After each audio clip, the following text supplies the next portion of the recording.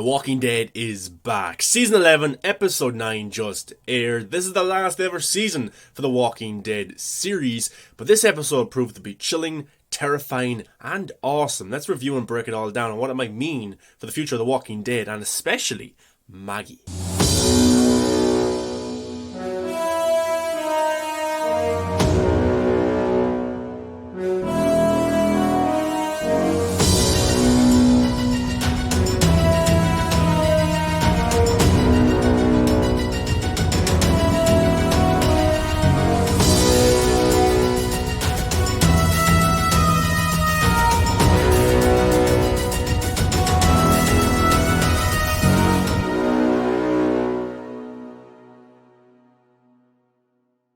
What's going on, Walking Dead fans? Welcome back to the channel. I'm your host, the Viking. Make sure you give a thumbs up and subscribe to the channel for a brand new video every single day. The Walking Dead has returned for Season 11, Part 2 of 3. They announced The Walking Dead was ending, but they decided to give fans a worthy finale by giving them 24 episodes in the one season and dividing it up in 3 parts. Before the new year, we got Part 1, which consisted of 8 episodes. Now, we are at the start of Part 2, and Part 3 will premiere later this year, and The Walking Dead will be over. Very sad. In 2010, I started to watch The Walking Dead. Halloween night, the first episode aired, and I fell in love with the characters, the world, and I've watched it ever since. Every single episode. I've never missed an episode. I'm 24. And I've watched The Walking Dead for 12 years. It's a part of my life. And I was sad when they announced it was ending. But it's very good of them to give fans 24 episodes for this grand finale. And even though the main show was ending, there's still spin-offs. Fear the Walking Dead is going well. The Walking Dead World Beyond just ended. We're getting a show called Tales of the Walking Dead, which is an anthology series. So there is more Walking Dead content coming, plus the Rick Grimes movie trilogy, which I hope they start to shoot pretty soon. And Andrew Lincoln, who plays Rick Grimes, is actually in Atlanta right now with Norman Reedus, who plays Daryl. So maybe Rick might make an appearance in the last ever episode of The Walking Dead, maybe going into his movies. But episode 9 aired over the weekend, and I have to say it was a pretty strong episode. Really strong episode. It had some scenes in it that were chilling and terrifying, but pretty awesome, and reminded me of Rick Grimes. Ever since Rick left, the show has lost that kind of badass element to it in a way, because Rick, the way he carried himself, his nuance, the way he delivered his dialogue, the action was just badass and was pretty cool. When Rick left, the show was missing that. Negan does a pretty good job, Daryl does a pretty good job of filling in that gap, but it's just not the same. And for me, The Walking Dead Season 11 Episode 9 had a worthy scene that Rick Grimes will be proud of, when Maggie decided to kill the Reapers brutally from behind. The score was chilling. It was just a perfect scene for me. The build up to her killing the Reapers, Negan looking at her like that, Daryl just completely taken aback about what Maggie is doing when all he wants is peace. So I thought the episode was pretty solid. I really enjoyed it. I would say it's one of the best ones we've gotten in a long time. And maybe one of the best ever in The Walking Dead. Maybe top 30, maybe top 50, something like that. It's not like top tier Walking Dead content or anything, but it's actually a pretty good episode, and I enjoyed it big time. Now we have a review from denofgeek.com, which I will go through breaking down the episode, and I'll talk about what I liked about the episode and what I did not like. But The Walking Dead is very exciting right now because the Commonwealth is coming into it more. It's the final season. There's only 15 episodes left, so it's pretty sad, but also exciting to see what they're going to do. So this comes from denofgeek.com. The link will be in the description if you want to go check it out for yourself. The title is The Walking Dead Season 11 Episode 9 Review No Other Way. Start off with a bang, then some screaming and running, then lots of bleeding. It's all action and a brief examination of fate on a strong return for The Walking Dead. For all the good that can be achieved with scale in an action setting, there's nothing like a down and dirty scrap for survival. The Walking Dead does big battle scenes well, especially given the limitations of a television budget and shooting schedule. But when the show narrows focus and attempts a more restrained combat setting, be it a one-on-one knife fight or one survivor versus a crowded stairwell of walkers, the technical prowess of the creative team and the show's stunt team and second unit team really comes true. Throughout No Other Way, the action is taken to street level. Whether it's Maggie and a surviving Reaper fighting over a rare shelter from the arrow storm of the Waka, or Rosita and the Alexandrians forming a makeshift corpse barricade on the steps as they try to shelter the children from the horde that has taken advantage of the storm to search for food.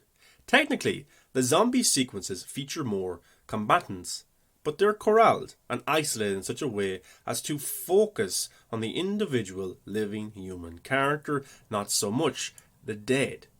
They come one or two at a time, and they just don't stop coming. The biggest fight between the living involves 4 people in a hallway, and the antagonist character just keeps coming until the fight gets finished. It's not a spectacle, it's an endurance event. It becomes something of an endurance event for the viewer as well. Characters don't stop fighting, they simply transition to running or sneaking around. Maggie gets away from her pursuer, meets up with Negan and Elijah, and then all 3 of them have to hide in a secret compartment in the infirmary to avoid gun-tooting Reapers. Daryl overcomes one Reaper, then has to hide from 2 others who have him potentially trapped. Aaron might successfully get Judith and Gracie out of harm's way, but the only respite he gets from re-killing zombies is clinging tenaciously to the overhead toilet main to avoid the walkers pawing at him from the underneath. The closest thing to a break in the episode is when Seth Gilliam's Gabriel meets his counterpart with the Reapers, a fellow man of God named Mankia, and the 2 engage in a philosophical debate. This is the strongest bit of writing in Corey Reed's script, as Gabriel and Mankia go back and forth about the nature of God, God's designs for the 2 of them, and God's presence in the world. Gabriel realizes, rather painfully, that he doesn't hear God anymore, while Mankia has all of the confidence of a true zealot, or a true maniac. Mankia talks a good game, and gives the material all he can, and he and Gilliam make their conversation as tense and back and forth as any good fight sequence. Even if Gabriel cuts it short by expressing his new take on the doctrine of salvation, Mankia says all are worth saving and all can be saved. Gabriel, hardened by the apocalypse, feels differently and expresses that opinion by stabbing Mankia to death with cold, angry eyes. Well, I mean, eye. It's a great moment between the 2 actors, and it sets the tone for the episode that follows, particularly the negotiations between the few surviving Reapers and the few surviving Alexandrians about who is going to leave and how. The double-cross attempt from Leah isn't a surprise, to be honest. Gabriel taking over the sniper nest isn't that big of a surprise either, because the one-eyed man is probably the best shot with a rifle on the show, and he's proven to be a ruthless individual throughout season 11. However, the big surprise comes after Leah and her survivors are allowed to leave. Only with the clothes on their backs, but most importantly, their lives. Maggie changed after her time in the wasteland, pulls the gun she's been hiding behind her back and guns down 2 of the Reapers, wounding Leah and breaking their word. That's something that a few seasons ago wouldn't have happened except maybe at the hands of Carl. That strain of ruthlessness has infected every one of the survivors except for the soft-hearted likes of Norman Reedus' Daryl and Jeffrey Dean Morgan's Negan, both of whom are content to win the day and get home with a minimum of excess bloodshed due to their own past experiences with the road's vengeance can take someone on. Maggie hasn't learned that lesson, or if she has, she's able to ignore it and attempt to snuff out a threat before it festers at their back. Director John Amiel does a solid job of building up the action sequence to allow them to feel exciting and satisfactory. There's a chance to celebrate, albeit briefly, with every Reaper death and every near escape from walkers. It's an exhalation allowed by the tension crafted during the sneaking segments and the surprisingly brutal individual fights. The flow is satisfying and the editing is clean, not muddying up the fights. With so much focus on the fighting and the final moments of most of the Reapers as antagonists on The Walking Dead, the end of the episode in which the Commonwealth arrives feels like a bright spot. Success breeds success. Then the time jump hits, and things get confusing in a hurry. It's not surprising to see Maggie and Daryl on opposite sides of a situation, giving their diverging attitudes towards life and one another. The hows of the relationship breakdown will undoubtedly be filled in. The whys have been put in place. That's a pretty good review there from denofgeek.com for The Walking Dead Season 11, Episode 9. And I have to agree, the tension in this episode, the action sequences, the one-on-one fights, like the editing was brilliant. And around the edge of your seat, you didn't know what was going to happen next. And especially with Maggie taking out the Reapers one by one in such a brutal fashion was amazing and also surprising to see, because we haven't seen that in The Walking Dead for such a long time. Negan doesn't do that. Daryl doesn't do that. Carol used to do that, but not as much. Ever since Rick left, we've been missing that, oh my god, these people need to die. Who's willing to do it? Rick is willing to do it. Oh, now Maggie is willing to do it. Because the Reapers, they killed her family, her friends, and Elijah's sister. So Maggie was like, no, they can't get away with this. Also, in watching that scene, I was watching Negan, and he was watching Maggie very carefully. And I was like, what is Negan's game here? What is he thinking? And we found out that Negan was thinking that Maggie could snap at any moment and kill me for killing Glenn.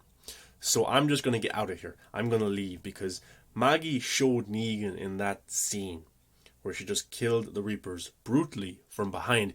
Negan's like, that could be me at any moment. And it could. And Maggie is on the edge right now. She really is. She's in that Rick mode. And there's nothing really stopping her from doing this. It had to take Carol to die for Rick to stop and to realise that life is precious. We need to come together to build a strong community. I can't just kill every person I disagree with or who has done me wrong. And Maggie doesn't have that anchor right now. She's lost her dad, she's lost her husband, her sister, everybody that she's known and loved. She has practically lost. And then she left, had this new community, and they all died as well because of the Reapers. So she's gone through serious shit. And Maggie could have killed Negan at any moment, and she still could. And Negan's like, no, I'm out of here. We also got to see the death of Alden, which was a pretty good character. I thought that character was fine.